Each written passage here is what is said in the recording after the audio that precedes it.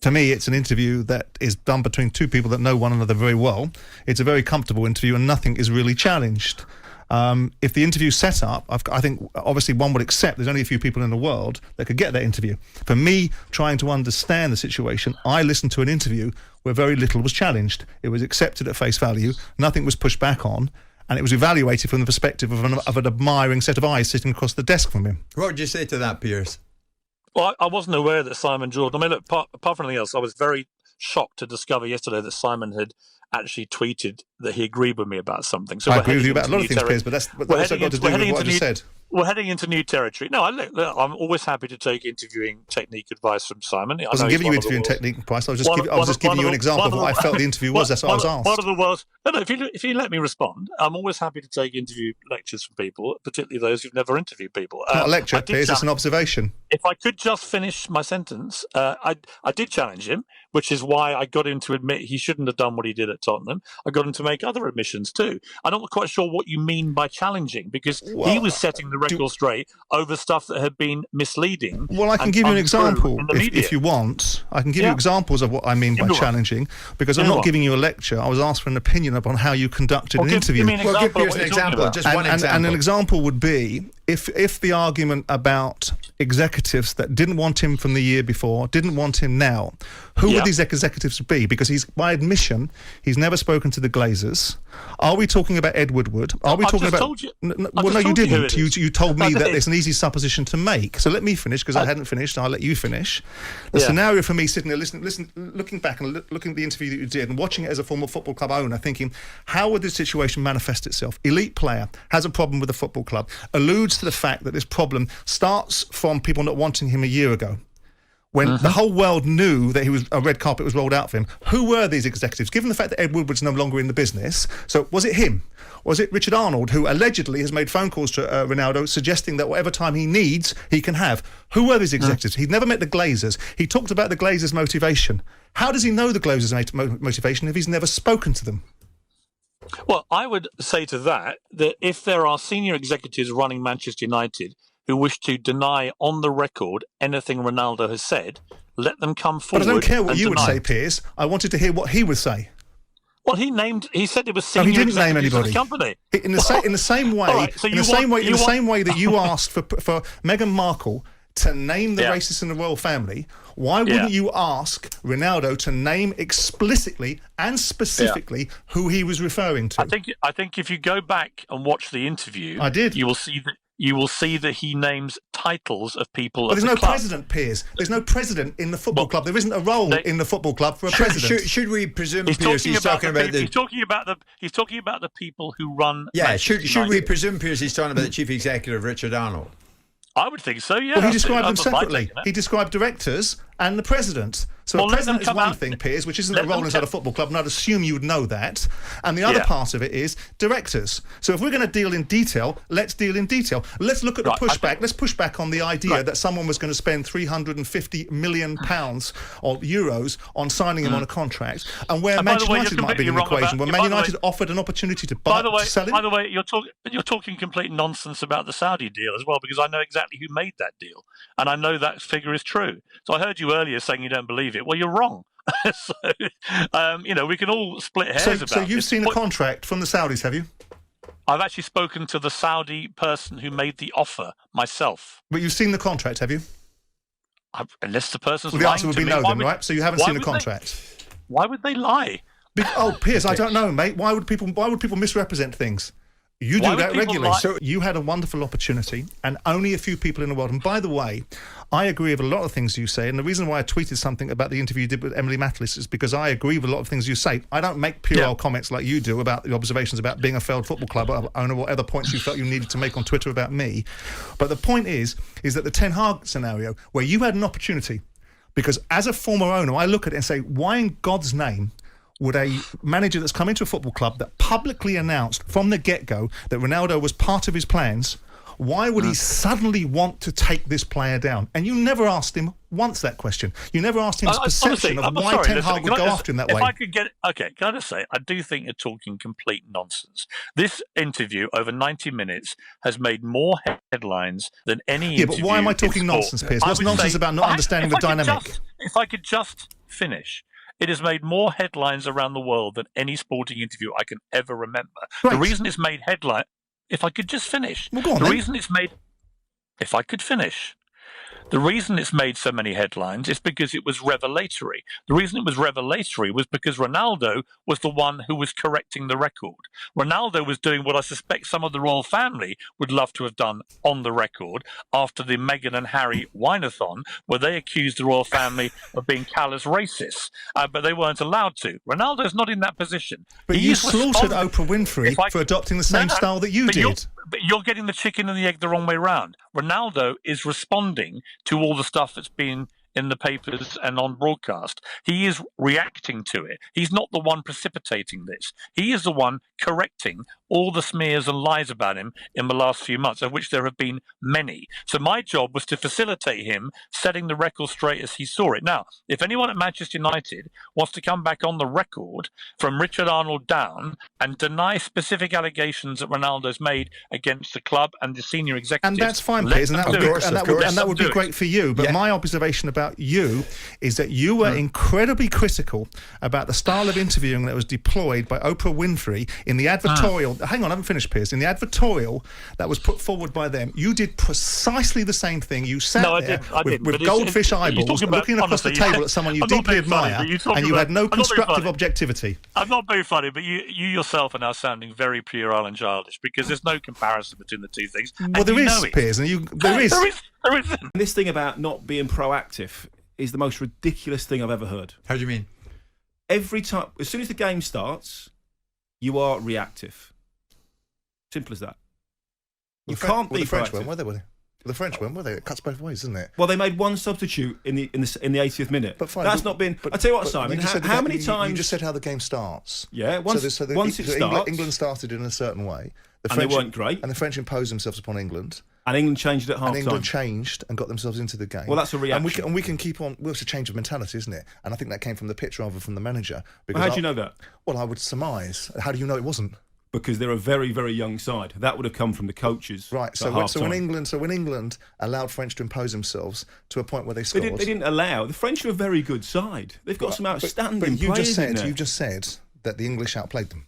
They did in the second half. So put aside the nonsense about on paper, because you don't win games on paper, you win games on the pitch. Okay. So you just argued for the fact that England imposed themselves after a period of time in this game, dominated certain passages of the game, were unlucky not to win this game. They were, and the effectiveness of a coach is to change things. The Croatian game, go back to that in 2018, we could see what was happening, everyone could see what was happening. And they were much better than us. There was a need for a change. They were better than us. Well, that's your view. And they weren't in the first half, were they? In the second half, they got better. No, in the first half they weren't. Everyone to a man knows in the first half England were better and Croatia were dreadful in the first half. In the second half they got much better. We didn't match them. The Italians, in the first 15 and 20 minutes, we were in control of the game. The Italians adjusted. We didn't adjust, and we waited and we waited and we waited and we waited and waited until the Italians did something. And that something was equalise. How many times, Simon, were you proactive as an owner? How many times when you were on a good run, your manager was in charge, was winning games, you got promoted, did you think, you know what, I can see what's going to happen in 2-3 months' time, I'll sack the manager? Oh, quite frequently. That's never. Danny, I had Never did you do it, Simon? Danny, you never got promoted and sacked a manager. Danny, I had 8 managers in 10 but years. Were they on winning runs when you sacked them? Never. I've gone through it. Because you tend to not fire people when things are going right. So if the game is going right, let's go back to it wasn't. If the game is going right and you're on top, well, let's go back to what you were saying then. No, we're on top in the second half, Simon. Do you dispute that? No, Croatians. No, I don't. I do dispute that. I think you don't think we were on top in the 70th second minute half onwards, the game was changing again. I think against the Italians, the game changed. Against the Croatian, the game's changed. And then what you have to do is you either roll with the change or you affect the outcome. The Italians changed against us and subsequently got a better result. The Croatians changed against us. We didn't react. Now you are absolutely spot on, and I will bow to a greater knowledge of football knowledge, of course. But when England took the game back from the French, which basically we've had enough of this now. We're going to put ourselves on the game and start believing on ourselves. And Stuart Piers gave a brilliant analogy about players walking on the pitch, not having respect for the opposition, being aware of who they are, but not going on there with a respectful mentality, going on there like Jude Bellingham did, and going on there like Jordan Henderson, which is basically not being disrespectful, but hang on a second, we're here, why about us? And when England got that mentality, but midway through the first half, they imposed themselves upon the French until the sort of 65th, 70th minute. And then you could see the French building again. And there was a build-up, and it came, and it games ebb and flow. You never, ever dominate for 90 minutes. And the outcome, because the tragedy for people like you is what you do is you deny the outcome and suggest that ultimately the outcome is just... It's written in the stars. And the outcome is the end product. Yeah. Okay, then. So on that basis, nothing is more important than the outcome. So on that basis, Simon, would you say that Pep Guardiola is an inept coach? Because that's what you think is Gareth Southgate. I don't. Tactical challenge. And that's your words. Why would I think he's an inept coach? You think he should go? You don't think he's good enough to get us to the next level? I don't think that in any other walk of life, 3 strikes and you're out. That's how it works. Okay, so Guardiola, how many strikes in the Champions League? I have no idea. Do I think he's done a good job in the Champions League? No. But he's winning domestic leagues. Our boys winning nothing. But that's not what he was brought in to do. Well, how do you know? The bottom line, the whole point was because they'd won it previously. But Danny, wouldn't you concede the bottom line is outcome? And here you are again. Well, so in that case, then, the callers when you talk about being defensive, what's about got to do with it? Why are we going into an area of constant whataboutery? We're talking about what Pep Guardiola's doing. What about what my uncle or my aunt's doing? What about what I did as an owner of a football club? We're talking about Gareth Southgate and three tournaments. So what did he do wrong in that game? Of them. Well, the tragedy for us, Danny, the unfortunate part of this argument is whenever we play a side that on paper we might have difficulty beating, we lose. That's the end of the discussion. Thank you very much. Because they're better next week. Well, you've got to beat teams. You've got to be able to evolve. If the only teams you beat are the ones that you should, what's that saying then? We're talking about Ronaldo, or we're talking about Man United in the larger picture. Well, they want to look at this lad Alejandro Garnacho and say that's our future. Not a Man United supporter will ever agree with anything I say, because I think I'm anti-United, which is tosh. In this case, I choose to believe, although we don't know the true story, I choose to believe that Ronaldo's been mistreated here. End of. That's my take on it. Mistreated? Yeah. I think someone's told them a tale and not kept their word. But I can't understand why that makes any sense to you. Because what would be the benefits? No, but Graeme, listen for a second. What would be the benefits of Ten Hag saying something to Ronaldo that he patently has no intention of delivering, burning whatever limited bridge he may have had with a player that clearly wanted to leave United anyway, by spinning him? What would be the purpose of that? All you're doing is moving the problem from the conversation that you allude that he has in the summer, that's exactly what I think he's done. He's caused himself a problem. But so the man's a simpleton.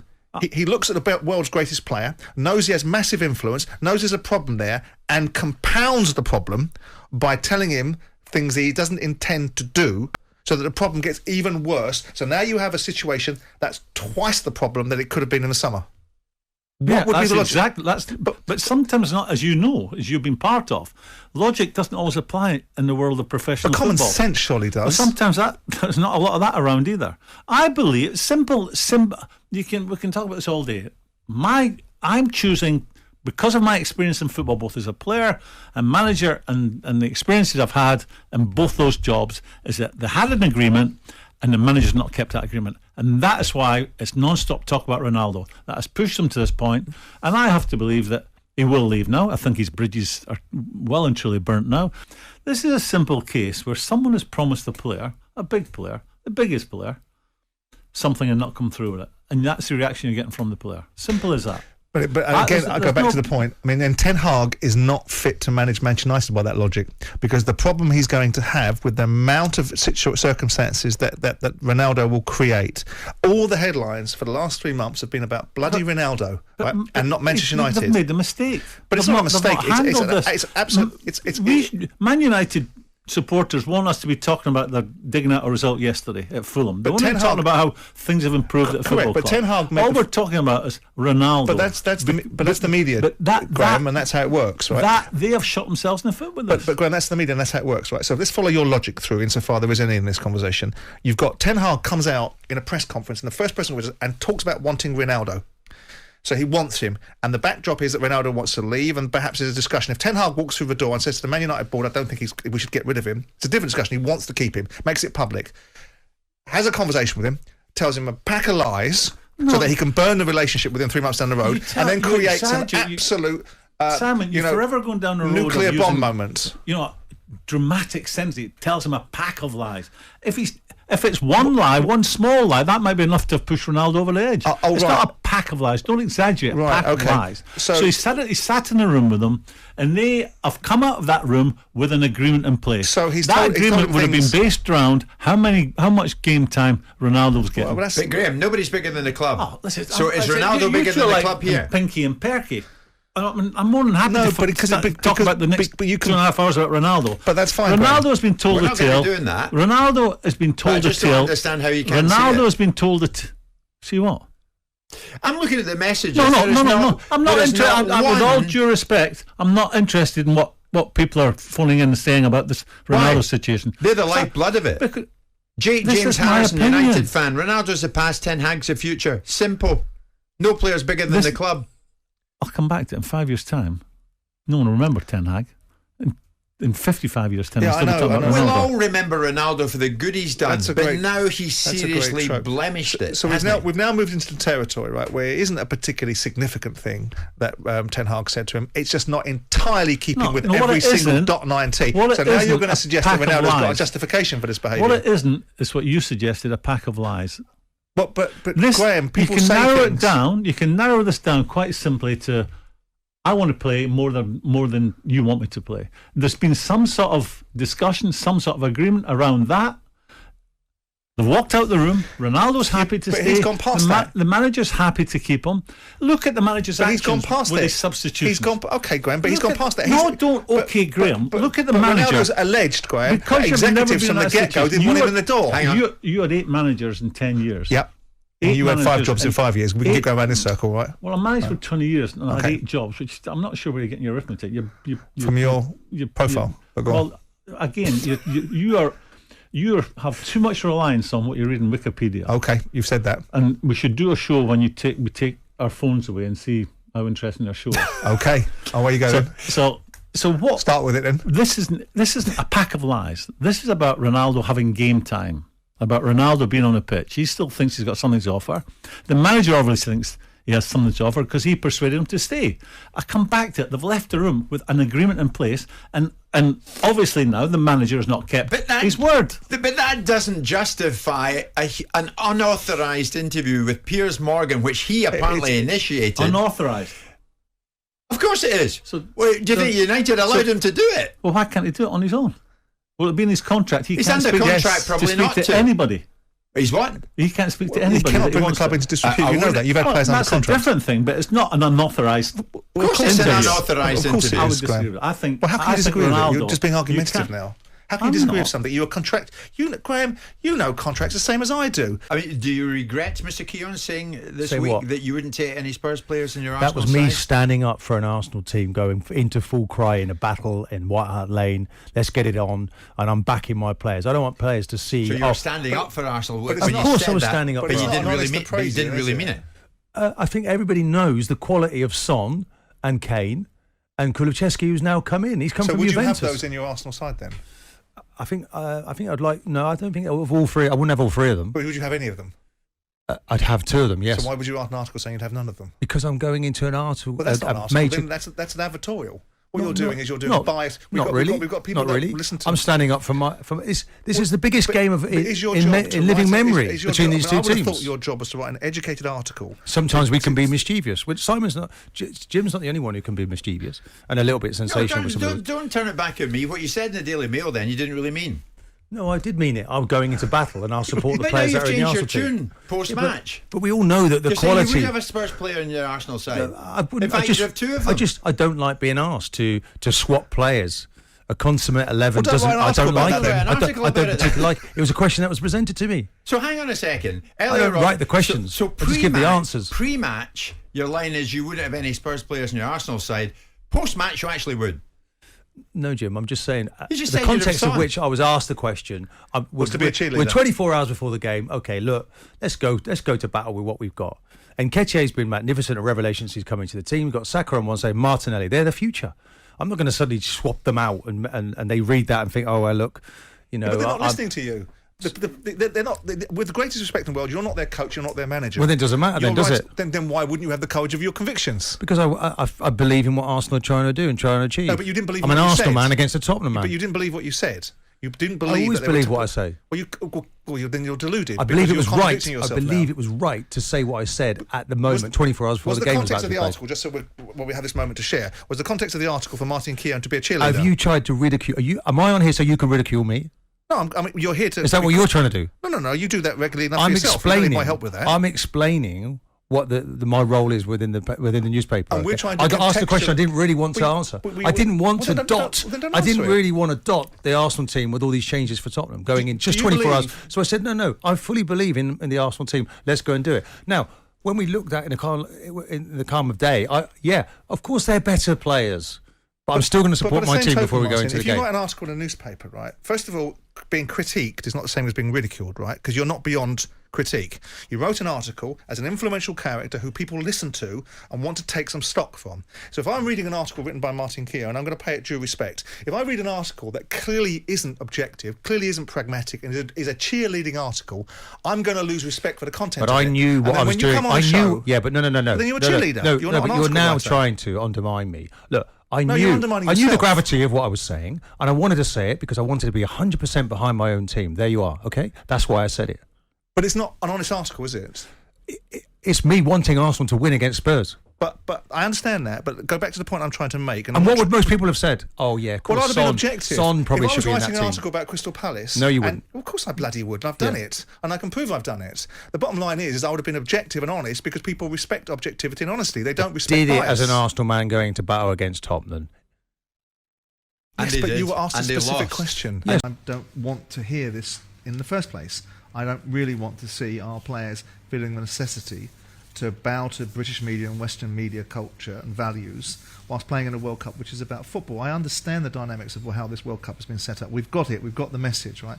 But I really do believe that players being leveraged by agendas and by motivations of others, you can ask these players what their views are. Ask them to explain what their views are about the migrants. Ask them to explain what particular feelings they have about the LGBT community, and there will be a silence because they're not really conversant with a lot of the facts. So I'm pleased to some extent that this has been put on the back burner. There'll be a collective inhaling of breath from those that want to motivate these agendas and say what a philistine my outlook is. But I'm a bit tired of this. They've come here to play bloody football. Get on with playing football. Infantino didn't help it with his preposterous nonsense the other day. You know, the moral control that he exhibited in his ridiculous outburst about what he is and what he isn't. I don't know whether he's spent too much time over here and he's getting influences in his head that take him away from where he really is and what FIFA should be doing. And by the way, that organisation needs to be looked at properly because football does not need this organisation governing our world game for much longer with some of the things that I'm watching and seeing from those guys. Starting to be motivated by certain circumstances and using a football field for it is fundamentally flawed. And this World Cup, people need to dial the narrative down a little bit. And the Western ideals about what we think we're entitled to tell other nations who are on a different journey that are evolving at different paces is preposterously arrogant. This country, Qatar, was part of the British Empire until 1971. So we might want to have a look at some of the values that we installed in here while we're giving people a lecture. The majority want to do that as a group and they want that togetherness and they want to make that support. That's fine. Of course, though, when the sanctions start affecting how you're going to operate in a competition, then you have to change. You have to back down. And that's all they're doing, Jim. Because you can't have a player being booked for wearing the armband.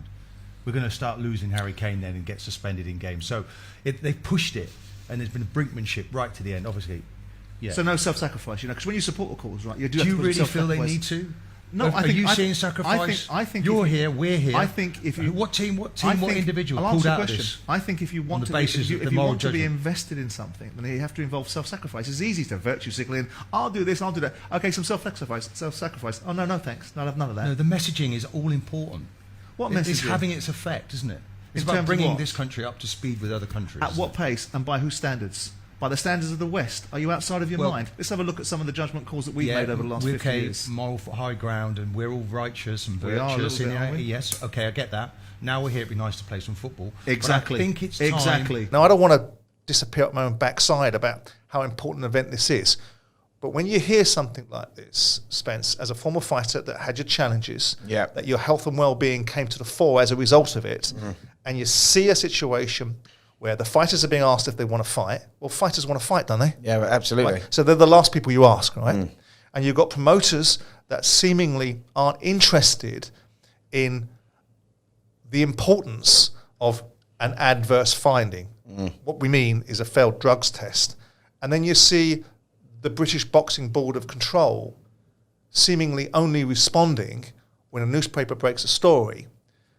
What do you think that tells the most important people besides the fighters, the viewing public? Yeah, it's not a good advert at all, if I'm totally honest. You know, like you say, Simon, you know, I had a near-death experience in the sport, you know, and that was without anything like this going on, you know. So I know the dangers of the sport, and I knew the danger of this fight going in when they put Chris Eubank at 157 was not a good thing to do anyway. I think he was always in that danger area going down to 1.57. Did you see the pictures of him?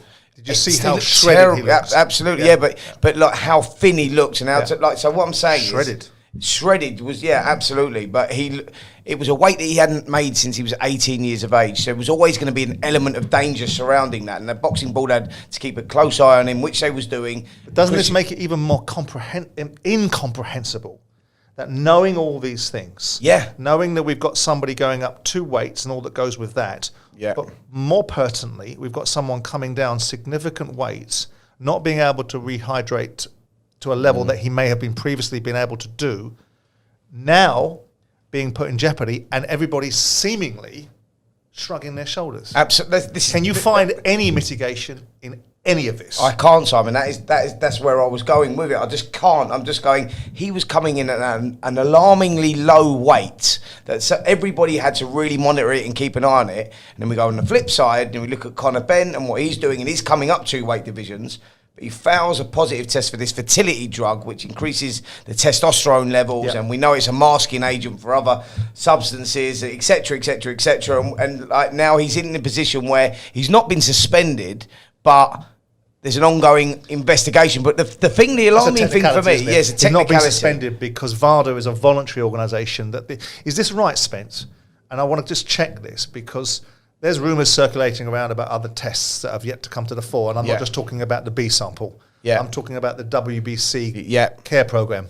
Is it right that Conor would have signed up to this voluntarily? I think it costs about 30 grand a year to sign up to it, doesn't it?